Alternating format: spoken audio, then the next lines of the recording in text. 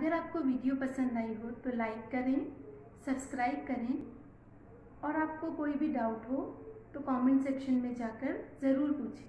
Thank you. तो आज हम शुरुआत करते हैं प्रथम पाठ से, जिसका शीर्षक है भारती वसंत गीति, अर्थात सरस्वती का वसंत गान। ये हमारा शीर्षक है। हम इसकी प्रस्तावना पढ़ेंगे। अयं पाठ आधुनिक संस्कृत कवे पंडित जानकी वल्लभ शास्त्रिणः काकली इति गीत संग्रहात् संकलितोऽस्ति, अर्थात इसका हिंदी अर्थ है, प्रस्तुत पाठ आधुनिक संस्कृत साहित्य के प्रख्यात कवि पंडित जानकी वल्लभ शास्त्री की रचना काकली नामक गीत संग्रह से संकलित है। प्रकृतः सौंदर्यम् अवलोक्य एव सरस्वत्यः वीणायाः मधुरझङ्कृतया प्रभवितुं शक्यते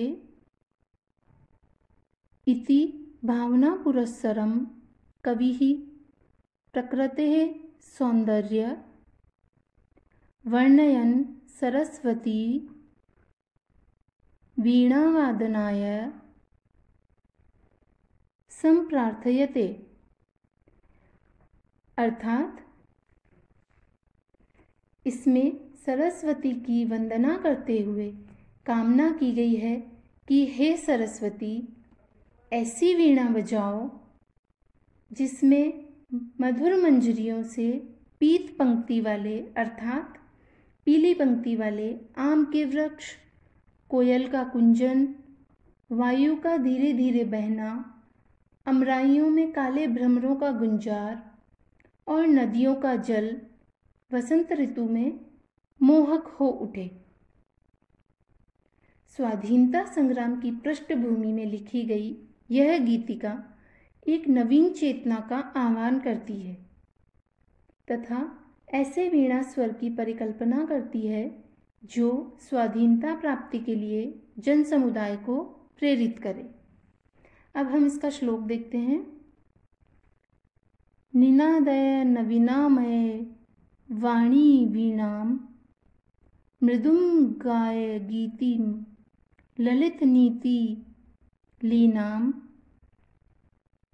मधुर मंजरी पिंजरी भूतमाला वसंते लसंतीह सरसा रसाला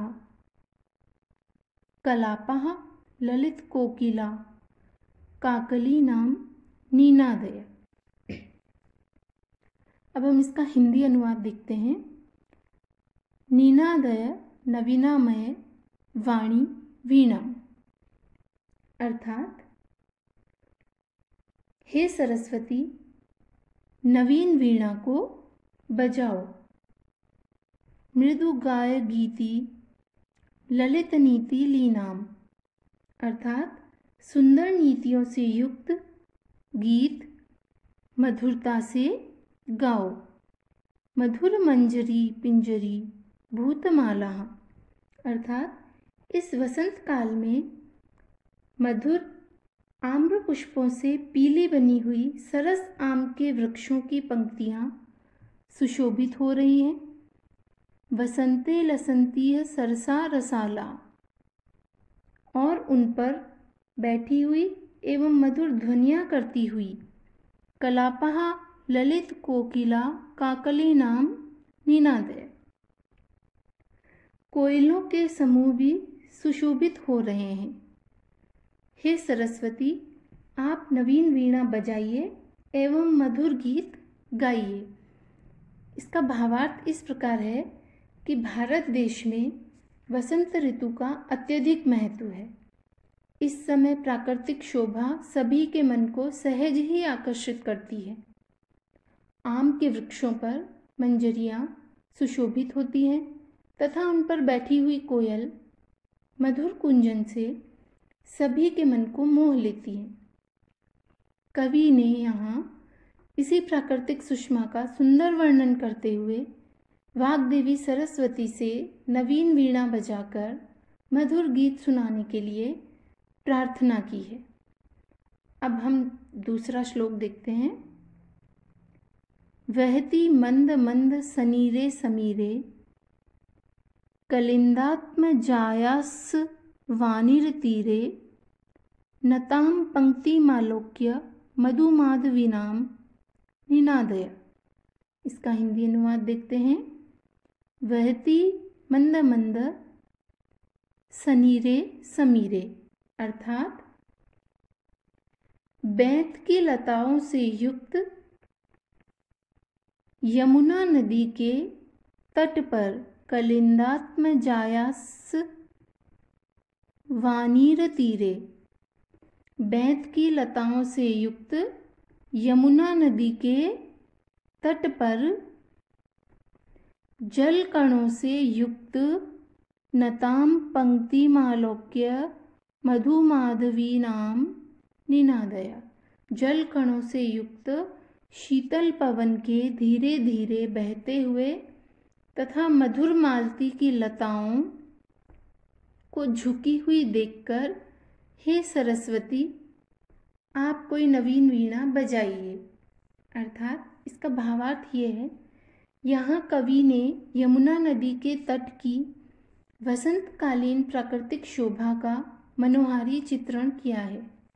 भारतीय संस्कृति के इस मनोहारी वैशिष्ट्य को दर्शाते हुए कवि ने भारतीय लोगों के हृदय में देश प्रेम की भावना जागृत करने के लिए माता सरस्वती से नवीन वीणा की तान छेड़ने की प्रार्थना की है।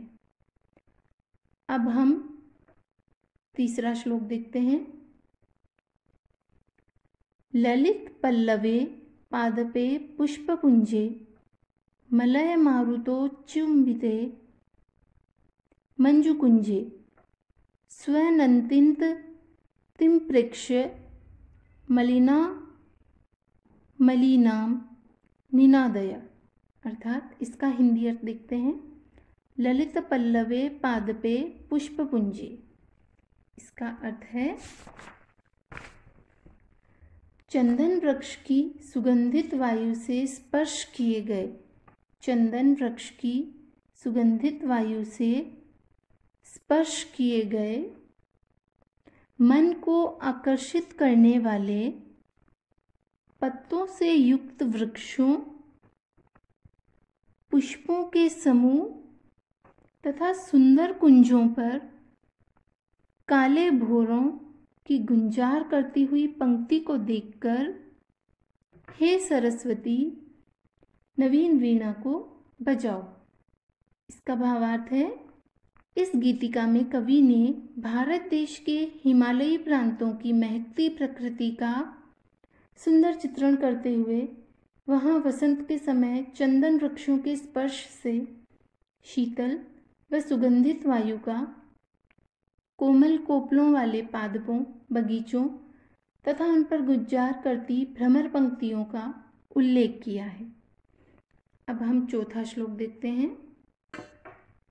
लता नाम नितांतम सुमम शांतिशीलम चले दुच्छ लेत्कांत सलिलम सलिलम तवा कर्ण्य वीणा मदीनाम नदीनाम निनादय। इसका हिंदी अर्थ देखते हैं। लता नाम नितांतम सुमम शांतिशीलम अर्थात हे वाग्देवी सरस्वती, तुम्हारी ओजस्विनी वीणा को सुनकर लताओं के अत्यंत शांत पुष्प हिलने लगे तथा नदियों का निर्मल मधुर जल हिलोरे लेता हुआ उछलने लगा। तवा कर्ण वीणा मदीनाम नदीनाम, अतः हे वाग्देवी कोई नूतन वीणा बजाइए। इसका भावार्थ है, माँ भारती से, वाग्देवी से कामना करता हुआ कवि कहता है कि यह वीणा पर कोई ऐसा अद्भुत व अपूर्व राग छेड़े, ऐसी कोई नूतन तान साधे कि उसे सुनकर प्रकृति के साथ साथ भारत की शांत व निष्कपट भोली जनता जाग उठे। लोगों के हृदयों में उसी प्रकार ओज प्रवाहित हो जाए जिस प्रकार नदी के निश्चल जल में तरंगों का नर्तन होने लगता है, अर्थात नृत्य होने लगता है। संपूर्ण भारतवासी स्वदेश रक्षा तथा मातृभूमि प्रेम से ओतप्रोत हो जाएं।